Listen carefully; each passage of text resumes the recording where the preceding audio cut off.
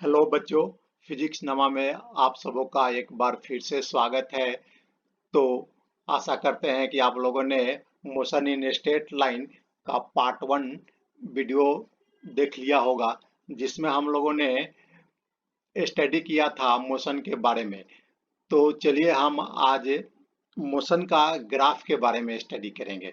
जैसे हम लोगों ने पहले जो स्टडी किया था मोशन के बारे में, motion is change of position of an object with respect to time।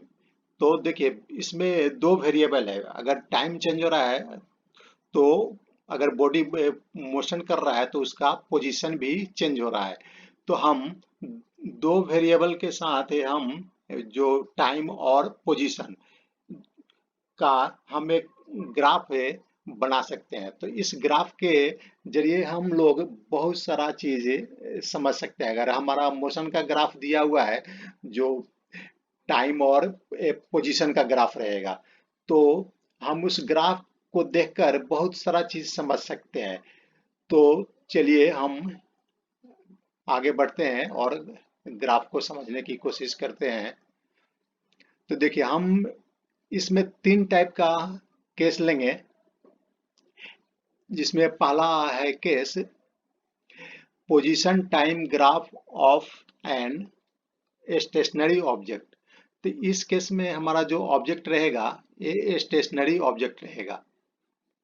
जैसे हमारा ये एक्स एक्सिस है और यहाँ पर एक कार ओरिजिन से 40 मीटर, ये हमारा ओरिजिन है वो, और यहाँ से 40 मीटर दूर पर खड़ी है। तो हम देख रहे हैं कि टाइम हमारा कितना भी चेंज हो, कार यहाँ पर ही खड़ी ही रहेगी।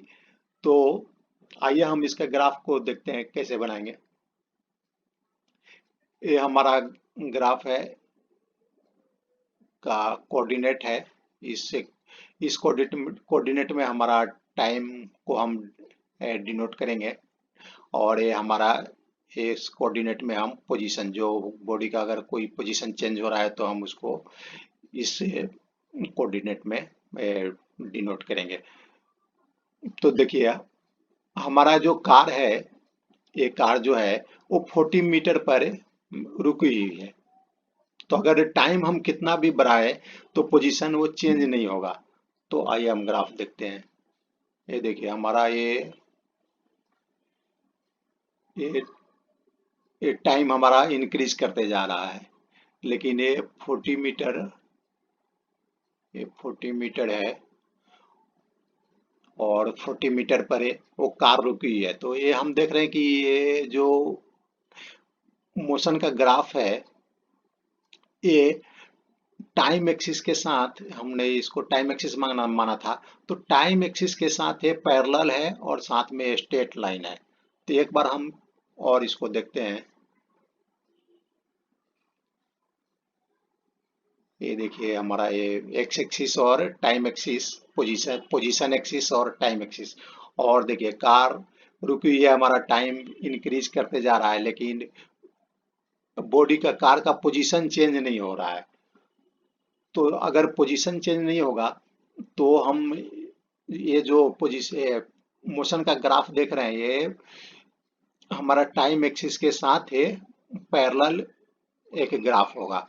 तो हम इसको अब याद कर लेंगे या ध्यान में रखेंगे, क्योंकि ये आगे भी हमारा बहुत जगह काम आएगा। अगर पोजीशन और टाइम का ग्राफ टाइम एक्सिस के साथ पैरेलल है तो उस केस में हमारा बॉडी जो है वो स्टेशनरी है, बॉडी मूव नहीं कर रही है, बॉडी रेस्ट में है। तो चलिए हम अब दूसरा केस देखते हैं। सेकेंड केस है position time graph of an object in uniform motion. देखिए अगर कोई ऑब्जेक्ट मोशन कर रही है स्ट्रेट लाइन में और टाइम के साथ, जैसे मान लेते हैं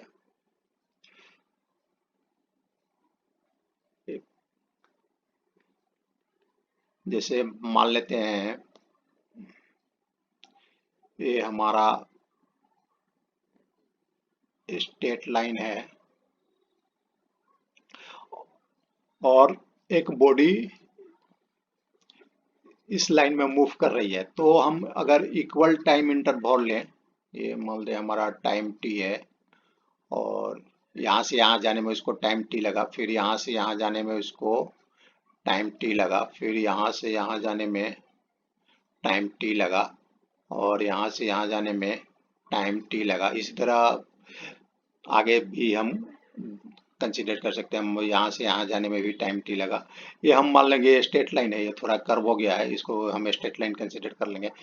तो देखते हैं कि अगर ये जो डिस्टेंस है यहाँ से यहाँ तक का जो डिस्टेंस है अगर इक्वल होगा यहाँ से यहाँ तक का डिस्टेंस और फिर इक्वल होगा यहाँ से यहाँ तक का डिस्टेंस, हम कहीं का भी सेम टाइम ले लें इस स्ट्रेट लाइन में, कहीं भी सेम टाइम इंटरवल ले और हम डिस्टेंस को मेजर करें, अगर वो डिस्टेंस इक्वल आ रहा है तो हम कह सकते हैं कि वह बॉडी यूनिफॉर्म मोशन कर रहा है। तो हम इस केस में देखेंगे कि position time graph of an object in uniform motion. तो चलिए आइए ग्राफ देखते हैं। ये हमारा एक्स एक्सिस है, ये हमारा ओरिजिन है और इस डायरेक्शन को हम पॉजिटिव लेंगे और इस डायरेक्शन को नेगेटिव। हम पॉजिटिव अगर इस डायरेक्शन में हमारे लिए कन्वीनियंट है तो हम इस डायरेक्शन में भी पॉजिटिव, इसको भी पॉजिटिव कंसीडर कर सकते हैं और इसको नेगेटिव। ये हमारे कन्वीनियंट के अनुसार है कि कौन सा डायरेक्शन को हम पॉजिटिव ले और कौन सा डायरेक्शन को नेगेटिव ले। तो देखिए हम जैसे ही कार हमारा ओरिजिन पर आएगी हम टाइम को मेजर करना चालू कर देंगे। आइए देखते हैं कार का मूवमेंट।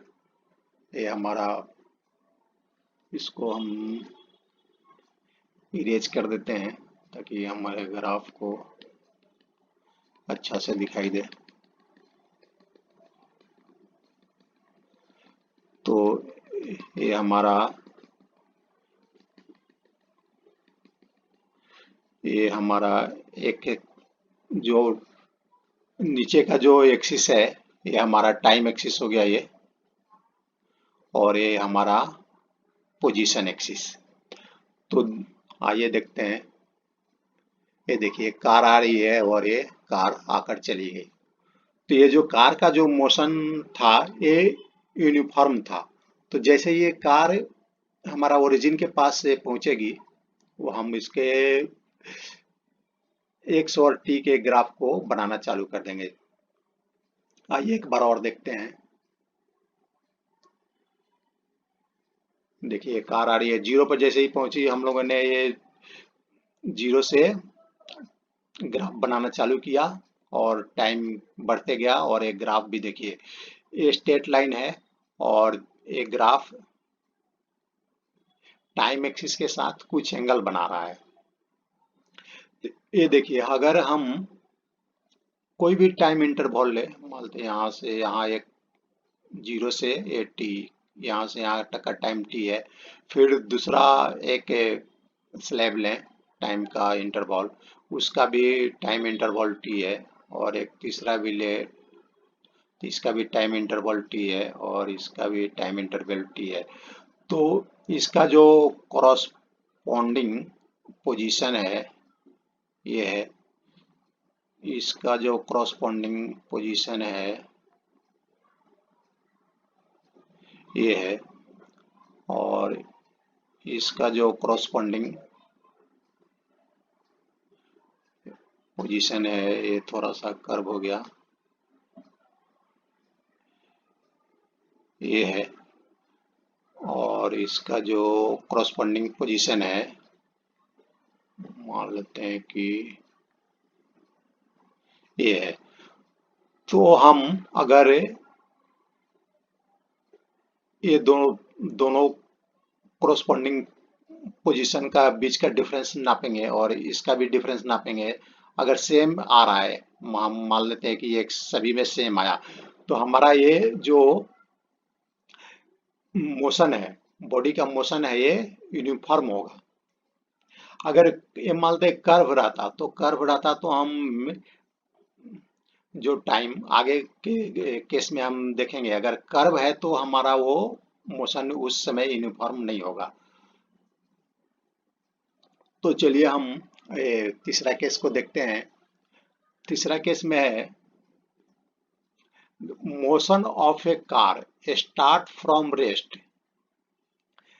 एक कार है जो वो रुकी हुई है और स्टार्ट होती है, एंड पिक्स अप स्पीड। देखिए, picks up speed and thereafter moves with uniform speed. यहाँ पिक्सअप का मतलब हो गया कि जब कार स्टार्ट होती है तो उसमें एक्सेलरेशन, उसका एक्सेलरेशन इंक्रीज करते रहता है। जैसे हम कोई गाड़ी स्टार्ट करते हैं तो रुकी हुई है तो हम कुछ देर के लिए उसका एक्सेलरेशन, उसमें एक हमारा जैसे स्कूटी में है तो उसमें एक्सेलरेशन हैंडल में रहता है, तो हम उसको रोटेट करेंगे तो उसका एक्सेलरेशन इंक्रीज करते जाएगा। तो हम जब स्टार्ट करते हैं तो कुछ देर के लिए हम उसका एक्सेलरेशन को इंक्रीज करते रहते हैं ताकि उसका स्पीड बढ़ जाए। और स्पीड बढ़ने के बाद देखिए इसमें, उसके बाद हम कुछ देर के लिए इस केस को कंसीडर कर रहे हैं, कुछ देर के लिए हम यूनिफॉर्म स्पीड से उस कार को चला रहे हैं।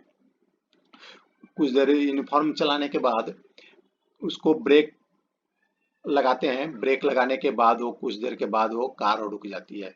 तो ब्रेक लगाने का मतलब हुआ कि जैसे हम लोग जब हम लोगों ने स्टार्ट किया था तो एक्सेलरेशन लिया था, यानी उसका स्पीड को बढ़ाया था।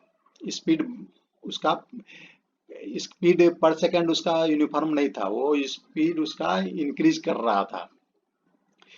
और जैसे ही ब्रेक लगाया तो ब्रेक में वो एक्सेलरेशन का उल्टा उसका स्पीड कम होता गया, लेकिन स्पीड क्या यूनिफॉर्मली कम नहीं हुआ। वो पहले अधिक कम होगा, फिर उससे अधिक कम होगा, फिर उससे अधिक कम होगा, ऐसे ऐसे कम होते जाएगा। तो आइए हम इस केस का ग्राफ देखते हैं। ये हमारा एक्स एक्सिस है, यहाँ पर ओरिजिन है और यहाँ पर कार रुकी हुई है।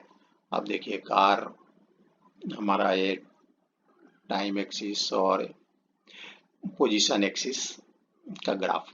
जैसे ये कार स्टार्ट होकर चलती है तो ये जो हमारा ग्राफ है, यहाँ से देखिए जब कार स्टार्ट हुई यहाँ से यहाँ तक इसने पिकअप लिया,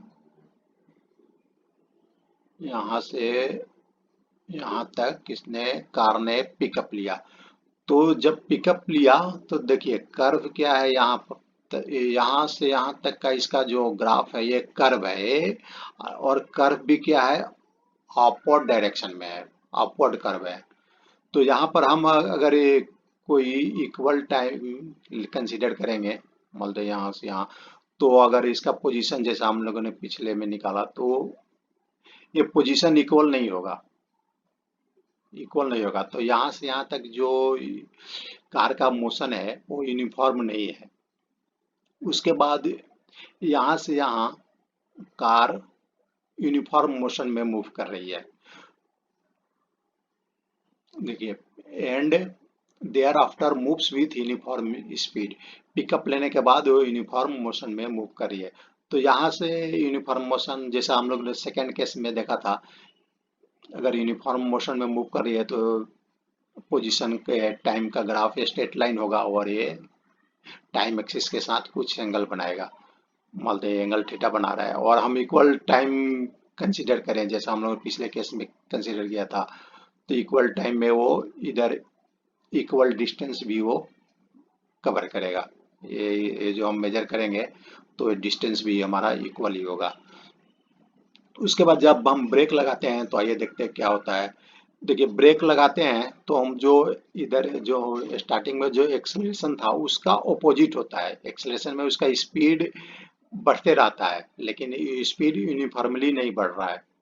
और ऐसे ही हम जब ब्रेक लगाते हैं तो उसका स्पीड कम होता है लेकिन यूनिफॉर्मली कम नहीं होता है। तो इसका ये ऑपोजिट है, तो इसलिए यहाँ देखिए ये भी कर्व है यहाँ से यहाँ तक, लेकिन क्या कैसा कर्व है ये, इसके अपोजिट, ये अपवर्ड में कर्व है तो ये डाउनवर्ड कर्व है। तो यहाँ से लेकर यहाँ तक ये इस टाइम से लेकर इस टाइम तक इस पर ब्रेक अप्लाई किया गया और ब्रेक अप्लाई करने के बाद यहाँ जाकर यह रुक गई, कार रुक जाती है। तो जब कार रुक जाती है तो देखिए हमारा टाइम बढ़ते जा रहा है लेकिन पोजीशन उसका चेंज नहीं हो रहा है। पोजीशन हमारा जब कार रुक गई, मान लें यहाँ पर कार रुक गई, तो ये पोजीशन देखिए टाइम के साथ चेंज नहीं हो रहा है। टाइम हमारा इंक्रीज करते जा रहा है लेकिन पोजीशन चेंज नहीं हो रहा है। जैसे हम लोगों ने सबसे पहला वाला केस जो देखा था वो केस हो गया, ये फर्स्ट केस ये हो गया और सेकेंड केस ये हो गया जिसमें कार यूनिफॉर्मली मोशन में मूव कर रही है, यूनिफॉर्म मोशन में मूव कर रही है। और ये एक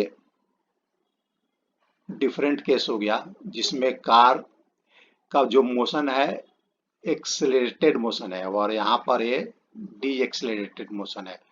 तो हम जो हमारा इस चैप्टर में हम जो भी स्टडी करेंगे, हमारा जो एक्सेलरेशन रहेगा वो यूनिफॉर्म रहेगा। जो हम आगे स्टडी करेंगे एक्सेलरेशन के बारे में, वेलोसिटी के बारे में, पोजीशन के बारे में, तो हम जो एक्सेलरेशन हमारा जो रहेगा यूनिफॉर्म रहेगा। तो यहाँ पर ये सिर्फ समझने के लिए ये हम लोगों ने एक केस स्टडी किया। तो चलिए आज का वीडियो अब समाप्त करते हैं। Okay, good bye.